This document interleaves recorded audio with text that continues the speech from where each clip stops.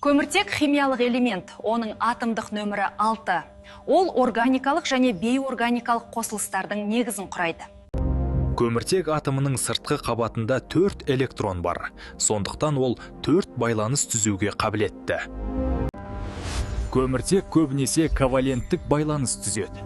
Оның кеңістіктік құрылысы тетраэдр тәрізді болады. Көміртектің аллотропиялық түрлері бар. Мысалы, алмаз және графит құрылымы әртүрлі болады. Көміртек табиғатта әртүрлі қосылыстар түрінде кездеседі. Мысалы, көмір қышқыл газы атмосферада кең таралған. Көміртек көмір, мұзай және газ құрамында болады.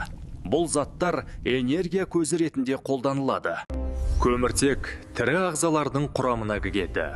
Ол барлық органикалық заттардың негізі.